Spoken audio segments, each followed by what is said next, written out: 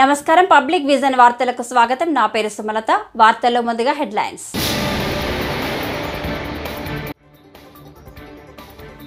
వరద ముంపు గ్రామం బాడవలో రాష్ట్ర మంత్రి నిమ్మల రామానాయుడు పర్యటన.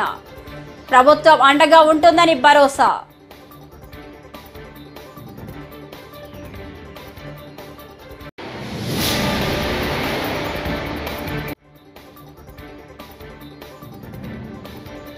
ప్రతి కేసును వేగవంతం చేయాలని పవన్ కళ్యాణ్ కి తల్లి పార్వతి వినతి.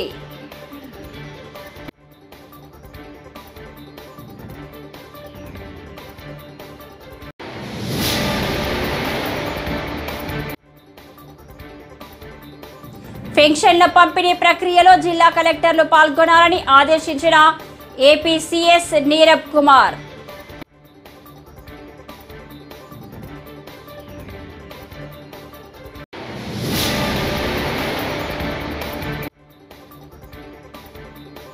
తల్లి పిల్ల కాంగ్రెస్ పేరిట ఏపీ బీజేపీ ముఖ్య అధికార ప్రతినిధి లంకా దినకర్ పెద్ద ఎత్తున విమర్శలు.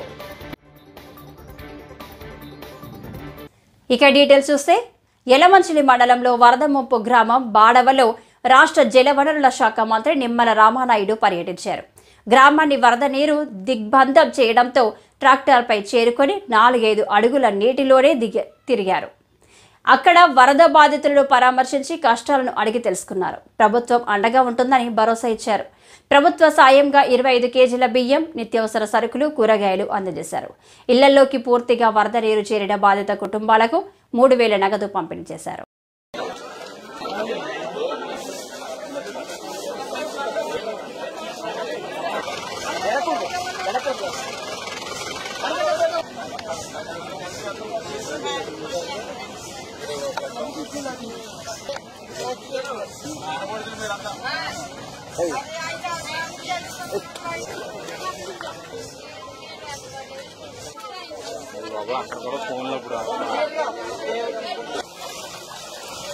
ఈ యొక్క తెలుగుదేశం జనసేన బీజేపీ ప్రభుత్వాన్ని ప్రజలు ఏ రకంగా అయితే ఆశీర్వదించారో ఆ రకంగా కృష్ణమ్మ తల్లి కూడా ఈ యొక్క ఎన్డీఏ ప్రభుత్వాన్ని ఆశీర్వదించినట్టుగా ఉన్నటువంటి పరిస్థితి. అందుకే గత సంవత్సరం నుంచి అంత ముందు సంవత్సరం కూడా నిండినటువంటి శ్రీశైలం డ్యాము మరి ఈ రోజు దాని కెపాసిటీ 215 టీఎంసీలు అయితే ఈ రోజు ఆల్రెడీ 203 టీఎంసీల వరకు కూడా నీటి నిండినటువంటి పరిస్థితుల్లో ఏదైతే దానికి 5 స్పిల్వే గేట్లు కూడా ఈ రోజు ఓపెన్ చేసి కిందకి 1,35,000 క్యూసెక్కుల నీరు నాగార్జున సాగర్ ప్రాజెక్టుకి నిన్ననే విడుదల చేయడం జరిగింది. కృష్ణా డెల్టా ఏదైతే ఉందో వారికి కూడా త్రాగునీరు సాగునీరు కూడా అందించేటువంటి విధంగా ఏదైతే శ్రీశైలంకి రోజుకి దగ్గర 4 లక్షల క్యూసెక్కులు పైబడి నీరు ఏదైతే వస్తుందో దాన్ని ఆ రోజే మేము క్యాలిక్యులేట్ చేసి రాయలసీమ పూర్తి అవసరాలు తీర్చేటువంటి విధంగా పోతిరెడ్డిపాడు ద్వారా నీటిని మేము విడుదల చేస్తూ ఉన్నాం. అదేవిధంగా ఏదైతే వెలుగోడు అదేవిధంగా హంద్రీనివా వాటిని కూడా నీటిని విడుదల చేయమని ఆ రోజే వారం రోజుల క్రితమే ఆదేశించడం జరిగింది. అంటే ప్రస్తుతం ఏదైతే పోతిరెడ్డిపాడు ద్వారా వెలుగోడు ద్వారా కూడా ఇవాళ రాయలసీమకి సాగునీరు త్రాగునీరు కూడా వారం రోజుల నుంచి కూడా అందుతూ ఉంది. కాకపోతే ఏదైతే హంద్రీనివా మాత్రం మరి ఏదైతే వారం రోజుల క్రితం విడుదల చేయమన్నప్పటికీ కూడా ఇంకా అక్కడ కొంత నిర్లక్ష్యంగా అధికారులు కొంత వ్యవహరించినటువంటి పరిస్థితి కూడా మా దృష్టికి వస్తుంది. ఏదైతే గత ప్రభుత్వ వాసనలు ఇంకా పోనటువంటి అధికారులు ఇంకా మోస పద్ధతిలో ఉన్నారు. వాళ్ళందరినీ కూడా ఒక్కొక్కరిని మార్చుకుంటూ ముందుకెళ్తామనే విషయాన్ని కూడా ఈ సందర్భంగా తెలియజేసుకుంటూ గత వైఎస్ఆర్సీపీ ప్రభుత్వంలో ఒక పక్క వరదలను ముంచెత్తినా కూడా కనీసం ఆ రోజున్నటువంటి మంత్రులు గాని ఆ రోజున్నటువంటి ముఖ్యమంత్రి గాని ఆ రోజున్నటువంటి వైఎస్ఆర్సీపీ ప్రజాప్రతినిధులు గాని కనీసం అధికారులతో సైతం ఈ వరద ముంపు ప్రాంతాల్లో పలకరించినటువంటి వాళ్ళు ఆ రోజు లేరు. ఆ రోజు పసిపిల్లలకు సైతం పాల ప్యాకెట్లు కూడా లేక ఈ యొక్క వరద నీరుని కాసి వడపెట్టి ఆ వేడి నీళ్లనే చంటి పిల్లలకి పట్టించినటువంటి పరిస్థితి దుస్థితి గత వైఎస్ఆర్సీపీ పాలనలో మేము చూసాం. కానీ ఈ రోజు తెలుగుదేశం జనసేన బీజేపీ ఎన్డీఏ ప్రభుత్వం వచ్చిన తర్వాత వేళ వరద మా గడపకి తాకక ముందే ఈ యొక్క ఎన్డీఏ ప్రభుత్వం సహాయం మా గడపలోకి వస్తూ ఉన్నాయి. ఆ 25 కేజీల బియ్యం, కందిపప్పు, ఆయిల్ ప్యాకెట్, ఉల్లిపాయలు, ఆలుగడ్డ ఇవన్నీ కూడా మా ఇంటికి చేరుతూ ఉన్నాయి మేము అడగక ముందే అని ఎంతో సంతోషాన్ని, సంతృప్తిని ఇవాళ వరద బాధితులు వ్యక్తం చేస్తున్నటువంటి పరిస్థితి. పెన్షన్ల పంపిణీ ప్రక్రియలో జిల్లా కలెక్టర్లు పాల్గొనాలని ఏపీ సీఎస్ నీరబ్ కుమార్ ఆదేశించారు. బాపట్ల జిల్లా కలెక్టర్లతో వెలగపూడి సచివాలయం నుంచి వీడియో సమావేశం నిర్వహించారు. ఈ సందర్భంగా ఆయన మాట్లాడుతూ పెన్షన్ల పంపిణీలో అక్రమాలకు పాల్పడే వారిపై కఠినంగా వ్యవహరించాలన్నారు.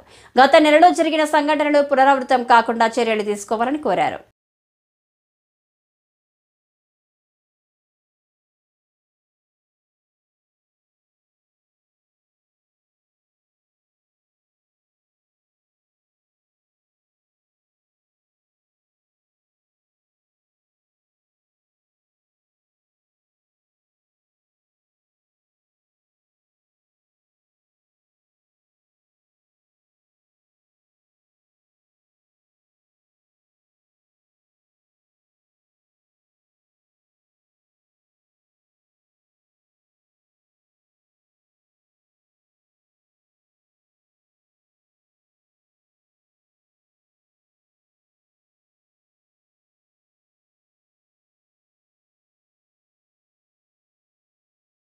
తల్లి పిల్ల కాంగ్రెస్ పేరిట ఏపీ బీజేపీ ముఖ్య అధికార ప్రతినిధి లంకా దినాకర్ పెద్ద ఎత్తున విమర్శలు గుప్పించారు. విజయవాడ బీజేపీ కార్యాలయంలో బుధవారం ఆయన మాట్లాడుతూ రాష్ట్రాన్ని విభజించి కాంగ్రెస్ సర్వనాశనం చేసిందంటూ దుమ్మెత్తిపోశారు. బీజేపీ ప్రస్తుతం ఏపీని ఆదుకుంటుందని, అమరావతితో పాటు రైల్వే లైన్ కోసం నిధులు కేటాయించిందని ప్రశంసలు కురిపించారు. ఎవరైతే అశాస్త్రీయ రాష్ట్ర విభజనానికి మూల కారణమైనటువంటి కాంగ్రెస్ పార్టీలో ఆ రోజు పునర్విభజన చట్టం, ఏపీ పునర్విభజన చట్టాన్ని రాయటానికి, అందులో ఉన్నటువంటి ప్రొవిజన్స్ని ఇన్కార్పొరేట్ చేయడానికి మూల కారణమైనటువంటి వ్యక్తి ఎవరంటే జైరాం రమేష్, రెండోది చిదంబరం. వీళ్ళిద్దరూ కీలక పాత్ర. మూడో వ్యక్తి వీరప్ప మొయిలీ. సరే, వీరప్ప మొయిలీ ఇప్పుడు ప్రస్తుతం ఆయన యాక్టివ్గా లేరు. చిదంబరం గారు అట్లాగే జైరాం రమేష్ గారు ఇద్దరు కూడా ఈరోజు కూడా రాజకీయాల్లో కాంగ్రెస్ పార్టీలో చురుగ్గానే ఉన్నారు. విభజన చట్టం, అశాస్త్రీయ విభజన ఏదైతే తలుపులు మూసి ఆ రోజు విభజన చేసిందో కాంగ్రెస్ పార్టీ, అశాస్త్రీయంగా చేసినటువంటి విభజనలో పొందుపరిచినటువంటి అంశాలు చెల్లని చెక్కులాగే చేశారు. ఒక్కొక్క అంశాన్ని మీరు కనుక గమనించినట్లయితే ఇవాళ ఆయన వచ్చి మాట్లాడుతున్నారు. కేంద్ర ప్రభుత్వ హామీలు ఇప్పుడు ఏదైతే నిధులు గురించి ప్రస్తావించారో చెల్లని చెక్కు అని బ్లంకెట్గా, అసలు ఆయన ఏం చేశాడు, ఆయన ఆధ్వర్యంలో విభజన చట్టంలో ఏం జరిగింది, ఆ అంశాలన్నింటినీ ఎలాగా సవరించుకొని ఇవాళ ఒక్కొక్క పని కార్యదీక్షగా కార్యాచరణలో ముందుకి నరేంద్ర మోడీ గారు ఎలా వెళ్తున్నారనేటటువంటి అంశాన్ని ప్రజలకి తెలియజేయాల్సినటువంటి అవసరం ఉంది. తల్లి కాంగ్రెస్ ఏదైతే ఉందో చక్రవ్యూహ కబంధ హస్తాలతో రాష్ట్రం నలిగిపోయింది. పిల్ల కాంగ్రెస్ చక్రబంధనాలతో 2019-24 మధ్య రాష్ట్రం యొక్క రెక్కలు విరిగిపోయాయి. కాంగ్రెస్ పార్టీ ఏదైతే అశాస్త్రీయంగా రాష్ట్ర విభజన చేయటమే కాకుండా ఏపీ పునర్విభజన చట్టాన్ని అస్తవ్యస్తంగా తయారు చేయటం వెనక జైరాం రమేష్ మరియు చిదంబరం గార్ల పాత్ర ఎప్పటికీ కూడా ఆంధ్రప్రదేశ్ ప్రజలు మరిచిపోరు. ప్రభుత్వ అధికారులపై దాడి చేస్తే కఠిన చర్యలు తీసుకుంటామని గురజాల డీఎస్పీ శ్రీనివాసరావు హెచ్చరించారు. మంగళవారం సాయంత్రం స్థానిక రూరల్ సీఐ కార్యాలయంలో ఏర్పాటు చేసిన విలేకరుల సమావేశంలో ఆయన మాట్లాడారు. వెల్దుర్తి మండలంలో అటవీశాఖ అధికారులపై గిరిజనులు దాడి చేసి గాయపరిచారని పేర్కొన్నారు. ఈ ఘటనలో ఇప్పటికే 5గురిని అరెస్టు చేసినట్లు వివరించారు. 9 మందిపై కేసు నమోదు చేశామన్నారు.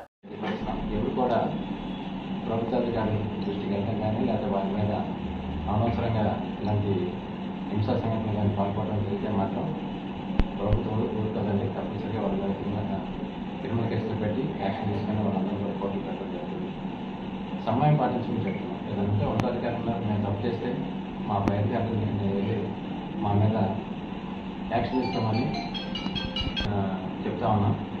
కాబట్టి అవకాశాన్ని ఉపయోగించుకోండి. కొంచెం జనాలందరూ కూడా మీ ద్వారా కొంచెం తెలియపరచాల్సిందిగా కోరుతున్నాం. కొంచెం మనకి పర్టికులర్గా వెదర్ ఏరియాలో ఫారెస్ట్ ఏరియా ఎక్కువగా ఉంది. అక్కడ రకరకాల ఫారెస్ట్ మీద ఆధారపడి బతికారు, చాలా మంది ఆధారపడి. అదేవిధంగా చుట్టుపక్కల కూడా బంగామట్టు, తుర్గి, కాకినాడ ఏరియాలో కూడా అడవుల్లో ఉన్న వాళ్ళు ఎక్కువ ఉన్నారు కాబట్టి తరచు కొన్ని సంఘటనలు జరుగుతున్నాయని మా దృష్టిలో కూడా ఉంది. గతంలో కూడా జరిగింది. కొంత అసాల్ట్ చేశారు, కొంతమంది చంపేయడం జరిగింది. వాళ్ళందరినీ కొంతమంది పెట్టి వాళ్ళందరూ కూడా లైఫ్ యూత్ ఖైదు చేయించడం జరిగింది. అనవసరమైన విషయాల్లో జోక్యం చేసుకొని క్షణికాల విషయంలో ప్రభుత్వ ఉద్యోగుల మీద దాడికి పాల్పడటం మాత్రం ఇప్పుడున్న చట్టాల ప్రకారం కూడా సీరియస్ యాక్షన్ ఉంటుందని మీ అందరూ తెలియజేస్తుంది. గమనించవలసింది కూడా ప్రజలందరికీ ఈ కేసులో అయితే ప్రస్తుతానికి ఒక 5 అరెస్ట్ చేసి కోర్టుకు పంపడం జరిగింది. అందులో కోర్టు వాళ్ళు 4కి బెయిల్ ఇచ్చినారు. ఒక అతను మాత్రం 12వ తారీఖుగా రిమాండ్ ఇచ్చినారు. అదేవిధంగా దానికి సంబంధించి ఒక లాండ్ ఆర్డర్ కేసు ఒకటి కూడా అందులో కూడా ముద్దాయిగా ఉన్నారు 10 మంది. ఇప్పుడు ప్రస్తుతం 4 ముద్దాయిలు పెట్టారు. అందులో 10 మంది తర్వాత ఉన్నటువంటి పేర్లు అయితే మనం పెట్టలేదు, కానీ ఇన్వెస్టిగేషన్ చేయాల్సింది. వాళ్ళు కూడా వచ్చినాక చట్ట ప్రకారం వాళ్ళ వాళ్ళు కూడా చేసి ఇంద్రకీలాద్రిపై జరుగుతున్న ఆషాఢ మాసోత్సవాలు తుది దశకు చేరుకున్నాయి. ఈ నెల 6న ప్రారంభమైన ఆషాఢ మాసోత్సవాలు ఆగస్టు 4వ తేదీతో ముగియనున్నాయి. ఉత్సవాలు ముగింపు దశకు చేరుకోవడంతో ఇతర ప్రాంతాల నుంచి పెద్ద సంఖ్యలో భక్తులు, భక్త బృందాలు ఇంద్రకీలాద్రికి తరలివచ్చి అమ్మవారికి సారె సమర్పిస్తున్నారు. సారె తీసుకువచ్చిన బృందంతో కలిసి ఈవో రామారావు అమ్మవారిని దర్శించుకున్నారు.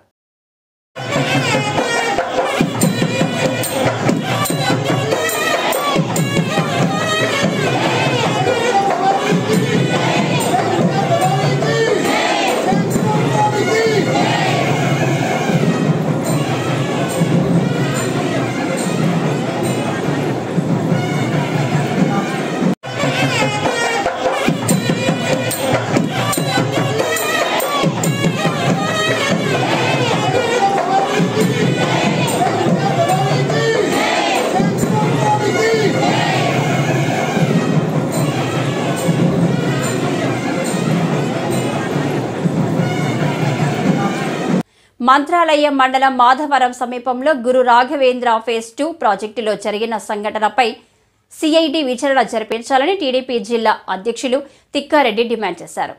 మంగళవారం మాధవరం వద్ద ధ్వంసం చేసిన పంప్ హౌస్ను తిక్కారెడ్డి పరిశీలించారు. ఈ సందర్భంగా ఆయన మాట్లాడుతూ ఈ ఘటనపై సిఐడి విచారణ జరిపి దోషులు ఎంతటి వారైనా కఠినంగా శిక్షించాలని డిమాండ్ చేశారు. మేనూరుకు సంబంధించి ఆయనకు ఒక మానస పుత్రిక ఉంది. అదే గురు రాఘవేంద్ర పులికర్మ.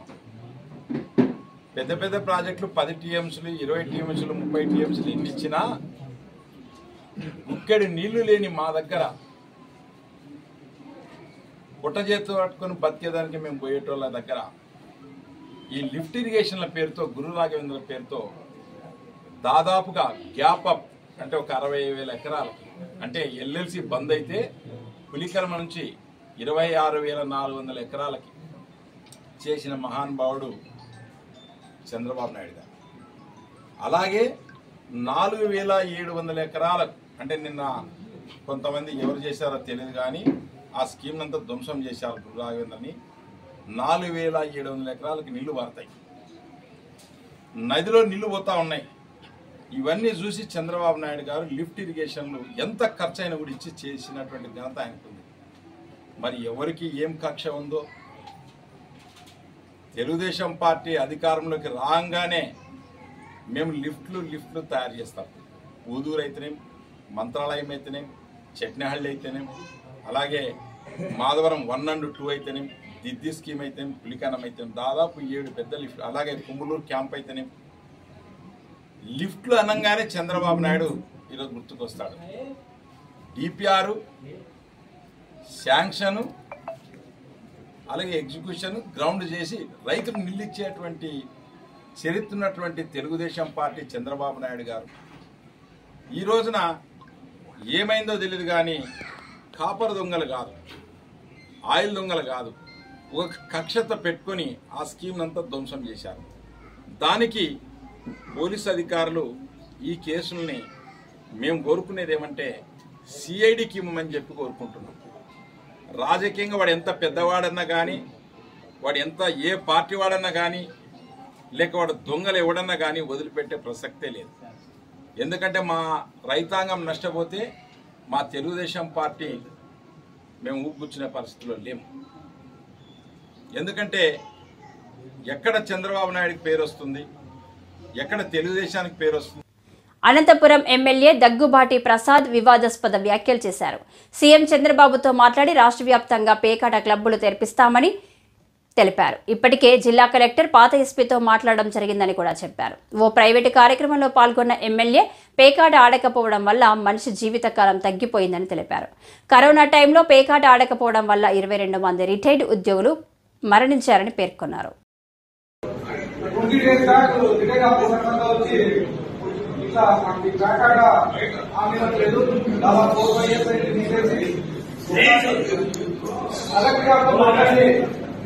ఈ క్లబ్లు ఓపెన్ చేసుకోవడం జరిగింది. దాంట్లో భాగంగా కలెక్టర్ గారితో మాట్లాడడం జరిగింది. అది నాట్ ఓన్లీ అనంతపూర్, చాలా స్టేట్ లో మొత్తం క్లబ్లు చేశారు. సీఎం గారి దృష్టికి తీసుకెళ్లి దీన్ని సాల్వ్ చేస్తామని చెప్పి కరోనా టైంలో కాకా దాదాపు రిటైర్డ్ ఎంప్లాయీస్ లైఫ్ స్పాన్ తగ్గిందని చెప్పేసి చాలా మంది తెలియజేయడం జరిగింది.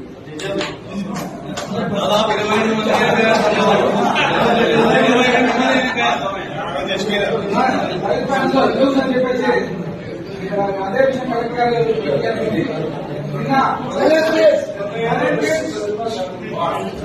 అలాగే పాత ఎస్పీ గారి దగ్గరికి నేను సుధాకర్ బాబు గారు వెళ్లి క్లబ్ విషయం గారికి తెలియజేయడం జరిగింది.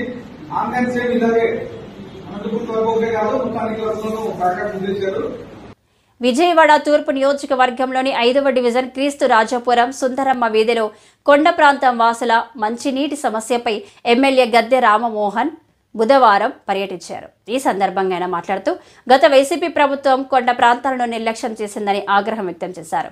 క్రీస్తు రాజాపురం కొండ ప్రాంతానికి నిధులను వినియోగించకుండా ప్రజలను తీవ్ర ఇబ్బందులకు గురి చేసిందని మండిపడ్డారు. ఇది కొండ ప్రాంతం మొట్టమొదటి చెబుతా ఉన్నారు. కొండ ప్రాంతంలో ప్రత్యేకమైన దృష్టి పెట్టాల్సి ఉంది. ఇవాళ అక్కడ ప్రజలు చెబుతా ఉన్నారు, రాత్రిపూట 12 నుంచి తెల్లారి 4 వరకు నీళ్లు వచ్చే పరిస్థితి ఉంది. ఆ టైంలో కింద ఉన్నాళ్ళేమో మోటార్ లాంచ్ చేసేసి వాళ్ళు నిద్రపోతా ఉన్నారు. ట్యాంకులు నిండినా కూడా మోటార్లు ఆపట్లేదు. పైన వాళ్ళకేమో నీళ్లు రావట్లేదు. వాళ్ళు 5-6 గంటలు ఉన్నా కూడా ఒక బకెట్ నీళ్లు పట్టుకోవడానికి తెల్లారిపోతుందని చెప్పే పరిస్థితులు ఉన్నారు. అందుకే నారా చంద్రబాబు నాయుడు 2014-19 ఈ కొండ మీద 2 వాటర్ ట్యాంకులు కట్టిస్తుంది, పూర్తి చేయడం జరిగింది. పబ్లిక్ నీళ్లు ఇవ్వడం జరిగింది. మూడోది ఈ ప్రాంతంలో శంకుస్థాపన కూడా చేయడం జరిగింది. ఆ రోజున అపోజిషన్ ఫ్లోర్ లీడర్ గాను లేదా అపోజిషన్ కార్పొరేటర్ గా ఉన్న భవకుమార్ గారు కూడా సమక్షంలోనే శంకుస్థాపన చేశాం. కాంట్రాక్టర్కి అలాట్ చేశాం. కాంట్రాక్టర్ కొంచెం పని కూడా చేశాడు. 2019లో ఈ ప్రభుత్వం రాగానే వీళ్ళు ఏం చేశారంటే 25% లోపు జరిగిన పనులున్న కాంట్రాక్టర్ అని బంద్ చేయమన్నారు. దాంట్లో అది బంద్ పడిపోయింది. ఈ 5 సంవత్సరాల బంద్ ఏదైతే చేశారో అది ఇప్పటి వరకు అదే కొనసాగింది తప్ప కొంచెం ఒక ట్యాంక్ కడదామనే ఆలోచన కానీ లేదా ట్యాంక్ కడదామన్న ఆ గవర్నమెంట్ మీద క్రెడిబిలిటీ లేక టెండర్లు వేసేవాళ్ళు లేక అది ఆగిపోవడం. ఏదేమైనా కూడా వీళ్ళకి ట్యాంక్ నిర్మాణం కాలేదు, చుక్క నీరు పెరగలేదు. ఇవాళ మేము రాగానే మొట్టమొదటిగా ఆలోచన చేసింది ఏంటంటే ఇంకా కొండ ప్రాంతం ఎక్కడైతే నీళ్ళ అవసరం ఉందని, ఈ ప్రాంతంలో అయితే ఇంకా 2 ఓవర్ ట్యాంకులు కట్టినా కూడా సరిపోని పరిస్థితి.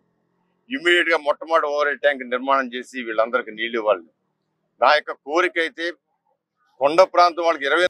శ్రీకాళహస్తీశ్వర దేవస్థాన ఆలయంలో ఆడి కృతిక వార్షిక బ్రహ్మోత్సవాలలో భాగంగా మంగళవారం సాయంత్రం శ్రీవల్లి దేవసేన సమేత చెంగల్వరాయల స్వామి సుందరంగా వివిధ రకాల పుష్పాలతో ఆభరణాలతో చక్కగా అలంకరించి ఆలయం నుంచి స్వామివారు బయలుదేరి నారద పుష్కరిణి వద్ద స్వామివారి ఉత్సవం నిర్వహించారు. ఈ కార్యక్రమంలో ఆలయ ఈవో ఎస్ఎస్ఎన్ మూర్తి, ఆలయ అధికారులు, భక్తులు పాల్గొన్నారు.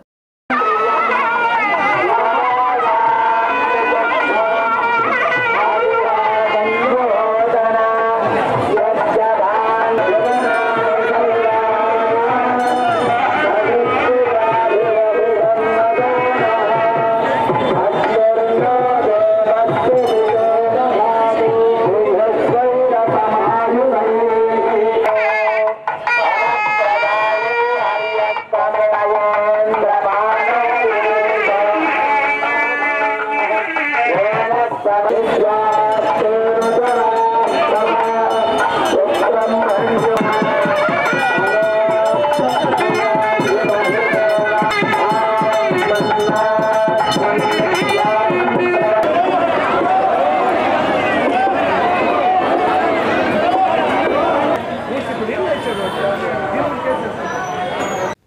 కొవ్వూరులోని ఎస్సీ బీసీ వసతి గృహాలను ఎమ్మెల్యే ముప్పిడి వెంకటేశ్వరరావు తనిఖీ చేశారు. ఈ సందర్భంగా ఆయన వసతి గృహం స్టోర్ రూంలో నిత్యావసర సరుకులను పరిశీలించారు. అనంతరం విద్యార్థులకు నాణ్యమైన రుచికరమైన భోజనాలు అందించాలని నిర్వాహకులు సూచించారు. కార్యక్రమంలో మాజీ ఎమ్మెల్యే టీవీ రామారావు, కూటమి నాయకులు తదితరులు పాల్గొన్నారు. పిల్లలు ఎవరైతే ఉన్నారో వాళ్ళకి పేదరికం అనేటువంటిది అడ్డు కాకూడదని చెప్పిన ఆలోచనతోటి తెలుగుదేశం పార్టీ పుట్టిన తర్వాత అన్న నందమూరి తారక రామారావు గారు ఈ రాష్ట్రంలో సోషల్ వెల్ఫేర్ హాస్టల్స్ కానీ, గురుకుల పాఠశాలలు కానీ, పూర్వం కొన్ని హాస్టల్స్ ఉన్నప్పటికీ కూడా వాటికి బిల్డింగులు లేకోకుండా, సరైన వసతుల సౌకర్యం లేకోకుండా పిల్లలు ఉండే పరిస్థితి ఉండేది. కానీ తెలుగుదేశం పుట్టిన తర్వాత ఆనాడు ఉన్నటువంటి ఎమ్మెల్యే కృష్ణబాబు గారి యొక్క ఆధ్వర్యంలో ఈ నియోజకవర్గంలో ఇక్కడ బిల్డింగ్స్ నిర్మాణం చేయటం, ఆ తర్వాత మళ్ళా తిరిగి టీవీ రామారావు గారు ఉన్న టైంలో కూడా కొంత రిపేర్లు కూడా చేయటం అప్పట్లో జరిగింది. అది అప్పటి నుంచి ఇప్పటి వరకు ఉన్నటువంటి బిల్డింగ్స్ రిపేర్లకు కానీ, తర్వాత అది కొత్త బిల్డింగ్లు కానీ నోసుకున్న పరిస్థితి ఎక్కడ కూడా కనపట్లేదు. ఈ రోజు ఎన్డీఏ ప్రభుత్వం అధికారంలోకి వచ్చిన తర్వాత ఒక పక్క ప్రభుత్వ కళాశాలలు కానీ, పాఠశాలలు కానీ, వసతి గృహాల గురించి కానీ ఒక్కసారి వాటిని విజిట్ చేయాలని చెప్పిన ఆలోచనతో చేస్తూ ఉంటే ఎస్సీ బాలికల హాస్టల్ చూసుకున్నట్లయితే కనుక ఎప్పుడు కూలిపోదామా అన్నటువంటి విధంగా పరిస్థితి ఉంది. పెచ్చులు ఊడిపోతూ, వాటర్ అంతా కూడా సమాయించి గోడల్లోనూ స్మెల్ వచ్చేస్తూ ఏ రోజున కూలిపోతుంది బిల్డింగ్ అన్నటువంటి పరిస్థితి ఇక్కడ ఉన్న పరిస్థితి ఉంది. అరాకొరా సౌకర్యాలతో పిల్లలందరూ కూడా ఇబ్బంది పడుతూ ఉన్నారు. ఈ బిల్డింగ్ సరిగా లేదు కాబట్టి అడ్మిషన్స్ కూడా తగ్గిపోతున్న పరిస్థితి ఉంది. వర్షాకాలంలోనే జూన్ మాసంలోనే కొత్త అడ్మిషన్స్ మొదలవుతాయి కాబట్టి ఆ వర్షాకాలంలో తల్లిదండ్రులు వచ్చిన తర్వాత బిల్డింగ్ చూస్తే ఇది ఎప్పుడు కూలిపోతుందో తెలియనటువంటి పరిస్థితుల్లో తల్లిదండ్రులు పిల్లలు జాయిన్ చేయడానికి కూడా భయపడి జాయిన్ చేయట్లేదు. ఉన్న పిల్లలు కూడా బిక్కు అంటూ కూడా ఏ రోజుని ఈ యొక్క భవనం కూలిపోతుందో ఏంటనేటువంటి విధంగా కూడా ఈ రోజున పిల్లలు కూడా ఇబ్బంది పడుతున్న పరిస్థితి ఇక్కడ ఉంది. అదే కాకుండా పిల్లలకు రావాల్సిన గత ప్రభుత్వంలో పిల్లలకు రావాల్సినటువంటి పుస్తకాలు గాని, బ్లాంకెట్స్ గాని, పెట్టెలు గాని, ప్లేట్లు గాని, కాస్మెటిక్స్, ఇవాళ కాస్మెటిక్స్ అనేటువంటిది ఆడపిల్లలకి చాలా ఇంపార్టెంట్. కాస్మెటిక్స్ అంటే ప్రతి నెల కూడా పిల్లల కోసం వాళ్ళ కొబ్బరి నూనెకి గాని, సబ్బులకు గాని, స్నానం చేయడం సబ్బులకు గాని, బట్టలు ఉతుక్కోవడానికి సబ్బులు గాని, కుంకుడుగాయలు గాని, మంచినూనె గాని, రిబ్బన్స్ గాని, కాటుకు గాని, బొట్టులు గాని కోసం ప్రభుత్వం నెలకి 160 రూపాయలు ఈ యొక్క కాస్మెటిక్ ఛార్జీస్ ఇవ్వాలని చెప్పినా కూడా పూర్వం నుంచి కూడా అనేక మంది ముఖ్యమంత్రులు మారుతున్నా గానీ అవి ఎక్కడ కూడా పెండింగ్ లేకుండా ఇస్తున్న పరిస్థితి ఉంది. కానీ వాళ్ళ జగన్మోహన్ రెడ్డి ముఖ్యమంత్రి అయిన తర్వాత 2 సంవత్సరాల నుంచి రావటం మానేసి బాలల్లో మాదక ద్రవ్యాల వినియోగ నివారణపై చర్యలు తీసుకోవాలని జిల్లా కలెక్టర్ అన్సారియా అధికారులను ఆదేశించారు. ఒంగోలులోని కలెక్టర్ కార్యాలయంలోని కాన్ఫరెన్స్ హాల్లో మంగళవారం నిర్వహించిన జిల్లా స్థాయి సమన్వయ కమిటీ సమావేశంలో కలెక్టర్ పాల్గొన్నారు. హాస్టల్స్ విద్యార్థులకు మాదక ద్రవ్యాల వినియోగం వలన కలిగే అనర్థాలను వివరించి విద్యాశాఖ అధికారులకు సూచించారు. వాళ్ళ డిసిప్లిన్, వాళ్ళ బిహేవియర్ ఇవి అన్ని కూడా చూసుకోవాల్సిన బాధ్యత concern HODs. You cannot tell వాళ్ళ పోలీసు వచ్చి చూడాలి, పోలీసు 10 days 24/7 అక్కడ ఇన్స్టిట్యూషన్ లో కూర్చొని ఎలా చూస్తారు? ఆ పని చేయడానికి మీరు వాడుతున్నారు.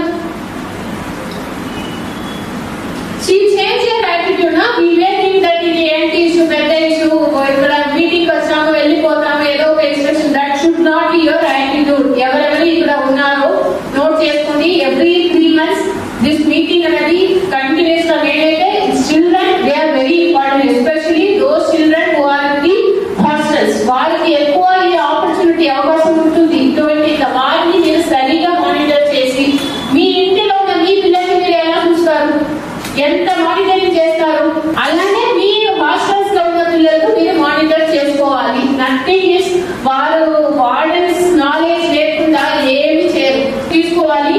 Right after this meeting you have.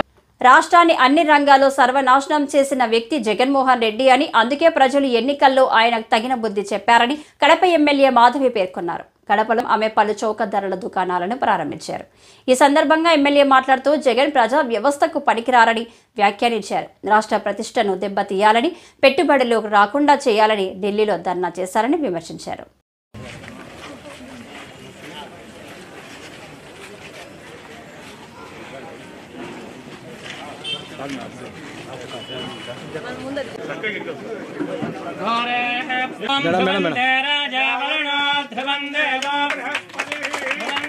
Raja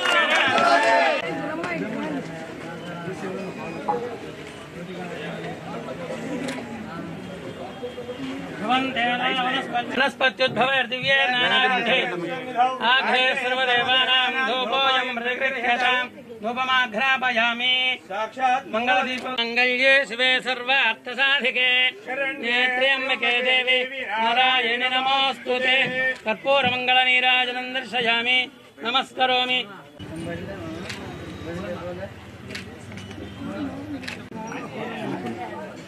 okay madam okay ready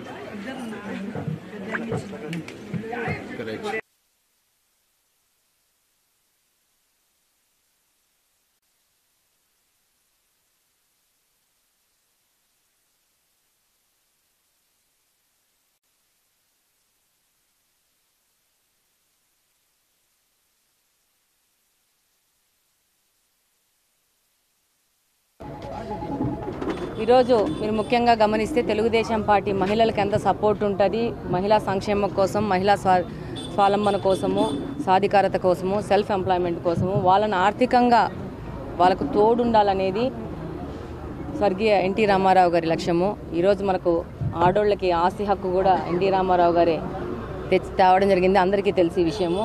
ఆ తర్వాత డ్వాక్రా పథకం అని మొదలుపెట్టేసి చంద్రబాబు నాయుడు గారు మహిళా సంక్షేమం కోసం ఎంత పాటుపడ్డారో తెలుసు. ఆయన మానస పుత్రిక డ్వాక్రా అనేది. ఆ తర్వాత మహిళలకి ఎన్నో సంక్షేమ పథకాలు, మహిళలకి ప్రాధాన్యత. ఈరోజు కడప నియోజకవర్గంలో ఓ మహిళగా నాకు అవకాశం ఇచ్చి ఇక్కడ మహిళ అవసరం ఉంది అనేసి గుర్తించిన మొట్టమొదటి వ్యక్తి శ్రీ నారా చంద్రబాబు నాయుడు గారు. ఈరోజు ఆయన అడుగుజాడల్లో మేము కూడా వెళ్తూ కడప నియోజకవర్గంలో ఈ యొక్క రేషన్ షాపులు పేద బలుగు బలహీన వర్గాల కోసము వాళ్ళకి తక్కువ సరసమైన ధరల్లో వాళ్ళకి నిత్యావసర సరుకులు తీసుకొచ్చే విధంగా పెట్టిన రేషన్ షాప్లో ఎక్కువగా మహిళలకు ప్రాధాన్యం ఇస్తూ మహిళలతో ముందుకెళ్తున్నాము. ఈరోజు మీరు గత 5 సంవత్సరాల వైఎస్ఆర్సీపీ ప్రభుత్వంలో చూస్తే ఎలా ఉంది, అంతకుముందు 14-19వ సంవత్సరంలో ఎలా ఉంది అనేది ముఖ్యంగా గమనిస్తే 14-19వ సంవత్సరంలో రేషన్ షాపులలో రాగి పిండి, గోధుమలు, ఉద్దిపప్పు, శనగపప్పు, ఆయిల్ అన్నీ ఇచ్చేవాళ్ళు. ఈరోజు ఈ 19 నుంచి 24 వరకు బియ్యం ఒక్కటే ఇస్తున్నారు.